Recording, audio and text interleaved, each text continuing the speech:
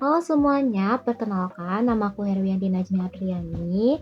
Aku adalah salah satu mahasiswa dari Universitas Negeri Jakarta, jurusan Pendidikan Fisika dari kelas C dengan NIM 13026250042. Pada kesempatan hari ini, aku mau bahas koordinat polar dan juga sistem koordinat 3 dimensi. Pertama, kita bakal bahas dulu tentang koordinat polar. Jadi gini, kalau misal di Kartesius kan kita biasanya nentuin titik itu pakai sistem kanan kiri sama atas bawah. Misalkan kayak ke kanan lalu ke atas, 4 ke kanan lalu 3 ke atas. Nah, di dunia polar ini beda lagi. Bayangin sekarang kita lagi ada di titik berdiri, yaitu titik pusat atau pole. Yang di sini itu tuh tulisannya O atau disebut dengan origin. Nah, di sini kita pakai dua variabel, yaitu R sama theta. Kalau di Cartesius kan kita bilangnya jalan ke kanan, terus ke atas, kayak tadi kan aku bilang. Nah, tapi di polar kita nggak usah bilang gitu lagi. Kita tinggal bilang putar sudutnya sekian derajat, terus jalan lurus sejauh dengan R. Jadi lebih simpel karena kita cuma butuh tahu arah putar sama jarak jalannya aja. Nah, terus gimana kalau kita mau nerjemahin bahasa polar ini ke bahasa Kartesius yang X sama Y? Kan kalau misalkan di polar ini kan tadi adanya theta sama R. R itu adalah radius atau seberapa jauh dan berapa jaraknya dari titik awal kita yaitu origin di pole tadi ke arah titik akhir kita. Nah, untuk terjemahin bahasa polar ini ke bahasa Kartesius yang cuma ada X dan Y, kita tinggal pakai bantuan sin sama cos. Rumusnya tuh gampang banget. Misal di sini buat cari X, kita pakai cos karena dia kan posisinya mendatar kan atau lagi tidur. Nah, kalau buat dia gimana? Kita tinggal pakai sin aja karena dia posisinya kan tegak atau lagi berdiri nih. Ya udah, berarti kita tinggal pakai sin. Lalu kita tinggal kaliin aja sama jarak atau R-nya tadi, yaitu radiusnya berapa. Nah, dari yang tadi itu, berarti kita udah dapet dong rumusnya, yaitu X sama dengan R cos theta, dan Y sama dengan R sin theta. Untuk gampang dalam menghafalnya, biasanya ini bisa diingat-ingat dengan jembatan keledai yang sami demi pas kita pelajarin di SMA.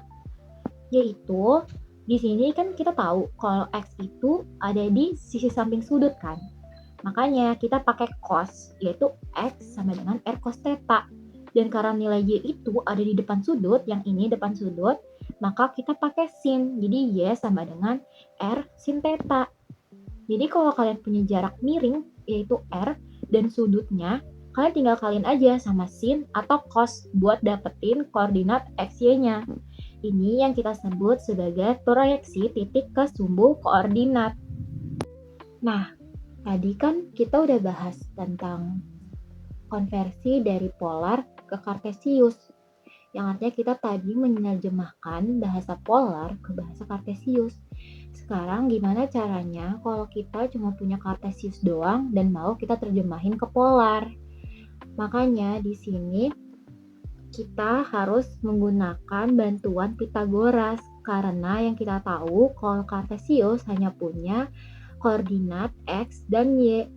Jadi gimana caranya kita bisa menemukan radiusnya atau R-nya dan juga sudutnya, yang artinya kita bisa menggunakan teorema Pythagoras supaya karena di sini sama aja kan, kita bakal nyari sisi miringnya.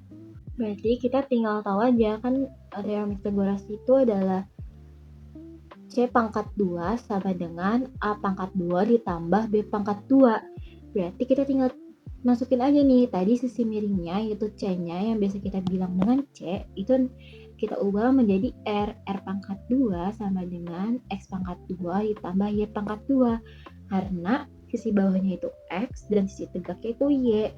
Ini sama aja kayak Pythagoras tapi kita hanya ganti nih si hurufnya itu. Nah, sekarang gimana caranya untuk mencari besar sudut?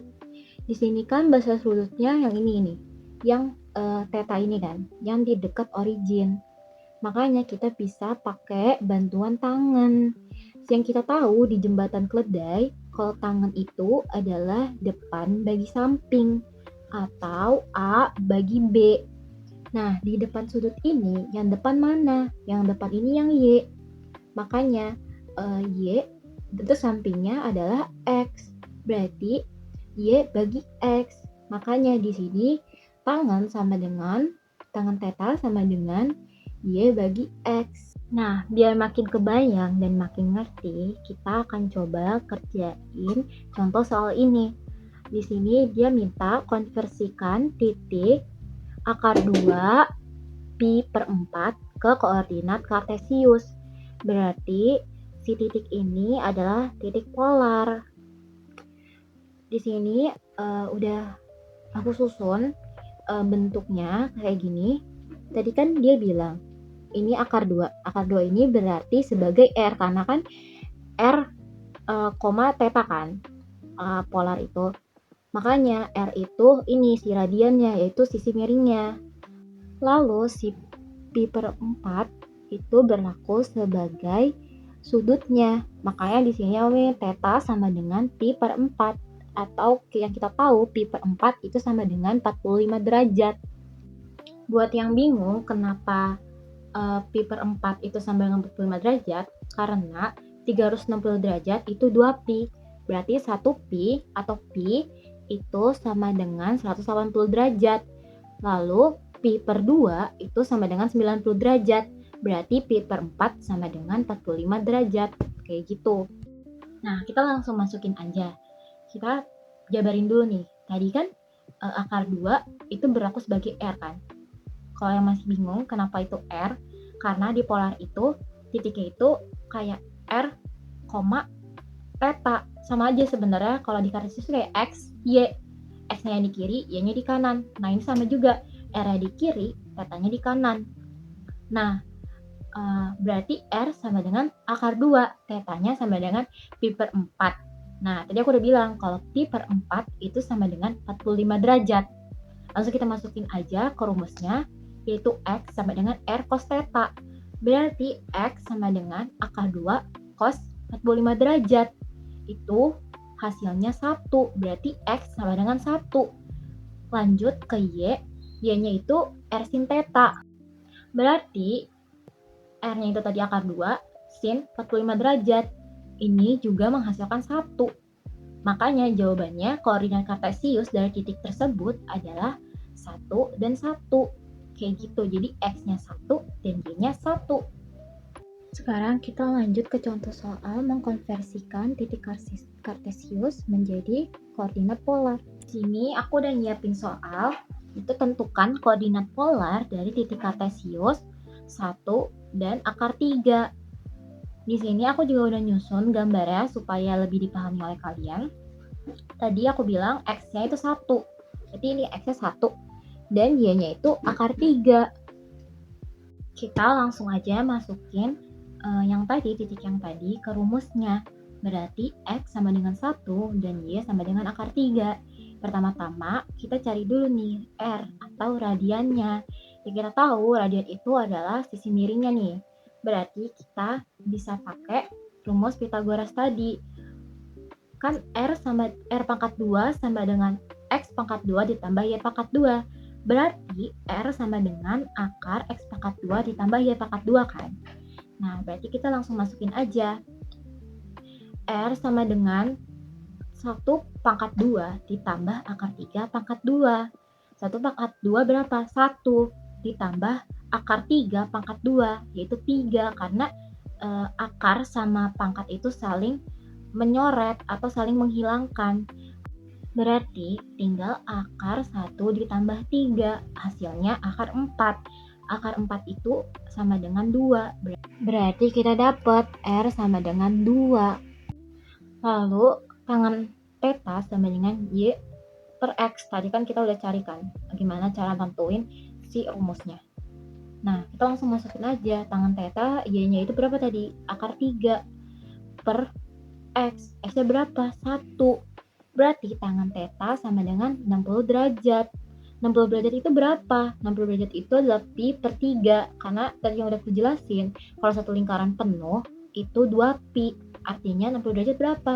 Tinggal pi per 3. Lalu selanjutnya kita akan masuk ke materi kita yang kedua, yaitu sistem koordinat 3 dimensi. Nah, kalau tadi kita cuma mainnya di sisi kertas datar atau bidang 2 dimensi, nah sekarang kita nambah nih satu dimensi baru, yaitu dimensi tinggi atau kita bisa bilang sebagai sumbu Z. Ini gimana cara kita bayanginnya? Misalkan aja, kita lagi berdiri di pojokan kelas ini. Titik pojok lantai itu adalah originnya atau titik O-nya yang tadi. Lalu garis yang lurus ke kanan itu adalah sumbu X. Garis yang lurus ke depan itu sumbu Y. Dan garis yang naik tegak lurus ke atas ke arah plafon kita itu adalah sumbu Z. Semua sumbu tadi itu harus ketemu di satu titik, yaitu 0. Dan saling siku-siku. Bayangin visual ini tuh menurut aku penting banget, karena kalau kalian nanti nggak bisa bayangin posisinya, nanti kalian bakal bingung nentuin arah titik di dalam ruangan. Jadi untuk menyederhanakannya, kita anggap yang tadinya kita cuma bisa maju dan ke kanan atau mundur dan ke kiri, sekarang kita bisa nambah satu sumbu lagi, yaitu ke atas dan ke bawah. Nah, supaya kita lebih gampang ngebayanginnya, di sini aku udah kasih gambar yang kalian bisa amatin. Nah, sumbu-sumbu yang tadi kita bahas itu sebenarnya ngebentuk dinding-dinding imajiner yang membatasi ruang kita. Ada bidang XY yang posisinya tuh horizontal alias lantai yang sekarang kita lagi injak. Terus bidang YZ itu adalah dinding di samping kita. Dan bidang XZ itu adalah dinding yang ada di depan kita. Nah, karena udah ada 3 bidang yang saling berpotongan secara tegak lurus, otomatis semesta kita ini kebagi jadi 8 kotak raksasa yang kita sebut sebagai oktan. Nah, 3 bidang utamanya yaitu ada bidang XY, yaitu saat kondisi di mana Z sama dengan 0. Jadi, Z-nya itu dianggap tidak ada karena dia berada di 0. Makanya kita bisa bayangkan sebagai lantai. Jadi bidang XY itu adalah bidang lantai yang di mana kita bisa maju, kita bisa mundur, kita bisa ke kanan, dan kita bisa ke kiri. Lalu selanjutnya ada bidang YZ. Bidang YZ ini adalah kondisi di saat X-nya 0. Jadi X-nya itu dianggap tidak ada, makanya kita bisa bayangkan sebagai dinding samping. Nah, kalau karena X-nya sama dengan 0, berarti kita cuma bisa maju, mundur, atau ke atas. Jadi kita tidak bisa ke kanan atau kita tidak bisa ke kiri. Itu tergantung kita berada di X mana, apakah itu min X atau plus X. Nah, selanjutnya ada bidang XZ. Bidang XZ ini kondisi di mana Y sama dengan 0, makanya kita bisa bayangkan sebagai dinding depan. Karena Y sama dengan 0 atau ada pembatas nih di depan kita, makanya kita cuma bisa ke kanan, ke kiri, ke atas, dan ke bawah. Nah, gimana caranya kita menghitung P1, P2 antara dua titik sembarang? Ini kita makanya punya rumus, yaitu D akar X2 dikurang X1 pangkat 2 ditambah Y2 dikurang Y1 pangkat 2 ditambah Z2 dikurang Z1 pangkat 2. Ini sebenarnya sama aja kayak teorema Pythagoras, tapi karena kita nambah satu bidang, makanya ditambahin Z. Makanya di sini ada Z2 dikurang Z1. Biar semakin kebayang, kita akan ngerjain soal yang udah aku sediain. Di sini kita punya P1 yaitu 111 dan P2 330. Kita langsung masukin aja rumus yang tadi. D sama dengan, ingat teorema Pythagoras, itu X2 dikurang X1 pangkat 2 ditambah Y2 dikurang Y1 pangkat 2. Karena kita nambah bidang Z, maka kita tambahin lagi Z2 dikurang Z1 pangkat 2. Makanya di sini D sama dengan tadi X2-nya berapa? X2-nya itu yaitu 3. Karena kan P1 ini kan X, Y, Z. Nah, X-nya 1, Y-nya 1, Z-nya 1. P2-nya 330. Berarti X-nya 3, Y-nya 3, Z-nya 0. Karena si X2 berarti siapa? Ini X2 ini berarti punyanya P2. Maka kita masukin X2 ini adalah 3 karena P2 ini X-nya adalah 3. Terus X1-nya berapa?